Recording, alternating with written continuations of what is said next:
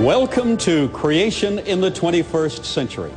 I'm your host, Carl Baugh, founder and director of the Creation Evidence Museum in Glen Rose, Texas.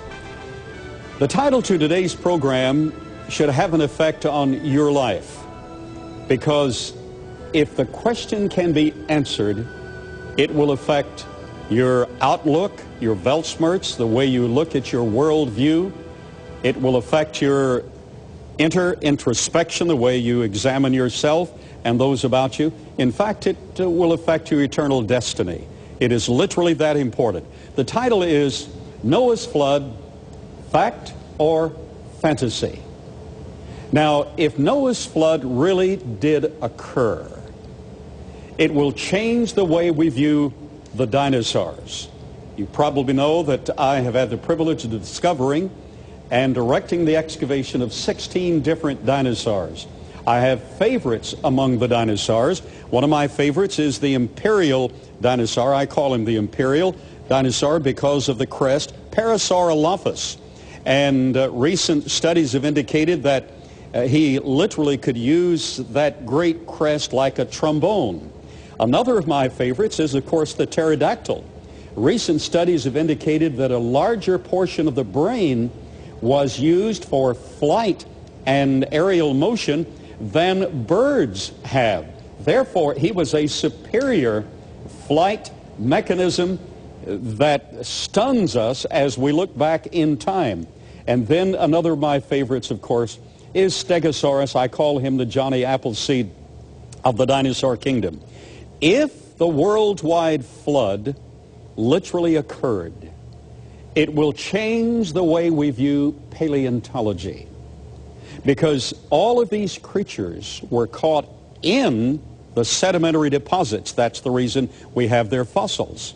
In addition to that, those sedimentary deposits are interlaced with polystrate fossils, fossils running from one layer to the next, to the next, to the next, essentially interlacing all of the sedimentary deposits at one place or another around the world, meaning the epoch that caught the dinosaurs was a systematic series in one great event. So if Noah's flood really occurred, it will affect the way we interpret paleontology.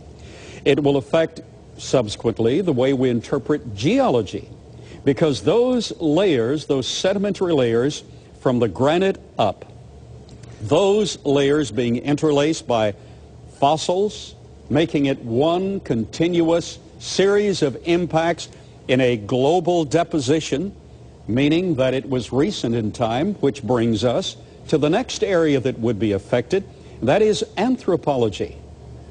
We would be driven to at least consider that man is not, Homo sapien is not the 120,000 years of age that has recently been assigned to him. Homo sapien sapien, not the 60 to 40,000 years assigned to him. In fact, the cosmos would be brought into a biblical framework, and man would be found, studies in anthropology, man would be found to correlate his existence with the biblical record.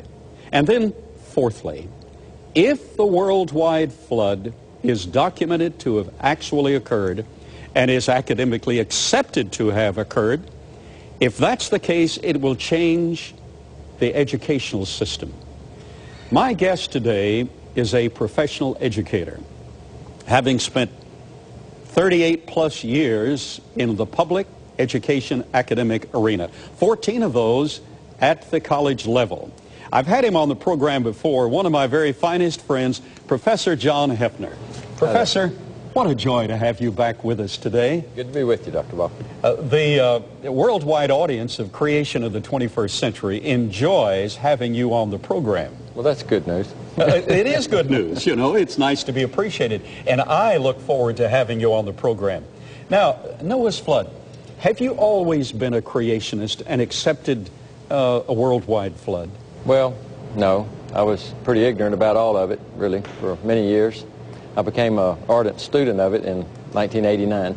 I remember the series of events, and it's very gratifying to see your growth your exponential growth in the educational system. You're a very credentialed educator, and at the same time, you have become a very strong proponent of creation evidence. Well, I just believe you can trust God at what he says. In fact, his word says it honors God to believe what he says. You're right. And that's my goal, is to honor God and to be, of course, accurate in what I believe. Certainly. And you're an academic in your total profile, so you look for evidence to support what has been stated. This audience needs to know some of that evidence. Okay. The global flood, Noah's flood, fact or fantasy? Well, in our brief moments that we have, I have a few lines of reasoning I'd like to point up. One is flood traditions. All right. By my limited research, I've come up with 219 people groups, tribes, nations, nationalities, or whatever, that have a flood tradition in them. Such now, as? Well, we've got the Assyrian, the Babylonians, the Persians, the Greeks, the Egyptians, the Italians, the Lithuanians, the Norsemen, just 219 cultures all over the world. And historians tell us whenever a legend is globally common, it probably has its basis in fact. Well, so that needs to be considered. Yes, it does. If that's just a myth, a fantasy, as you say, why do you have so many people groups all around the world that have so many similarities? And in fact, in this chart here, now, you know, math teachers love bar graphs and charts and stuff like that, so forgive me, but it gets a lot of data out. If it's green, that means it's full representation of the biblical idea. So here's a handful of those 219 cultures. And notice how many rows are nearly solid green. There was an ark provided, destruction by water, humans were saved, it was a universal destruction. And if there's a red triangle, that means it's a partial representation of the biblical data, which all of that's exactly what we would expect. People are not that accurate in passing things down necessarily, but remarkably, even to present times, after thousands of years since this event, we still find those cultures still hold to the flood of Noah's day. And you have correlated these data with the various tribes and cultures of man. And what impresses me is the fact that these cultures embrace this concept, by and large, very close to the biblical record, much closer to the event, when there could be first-hand replication of the stories, much closer to the event. That's right. And our interpretation is the descendants of Noah who established these groups. Like you say, the story was still pretty fresh on their mind, and there's only about 20 cultures listed there. To do it 219 would be, 10 times longer chart, but I think the point is made. I think you have made the point very graphically. Now, I find it very interesting. In fact, a chemistry professor at Kilgore College, where I'm on the adjunct faculty, Professor Au Young, wonderful professor, Christian man, he pointed this out to me, that in Chinese writing, the symbol for a large ship is actually a combination of 3 other symbols: boat plus 8 people.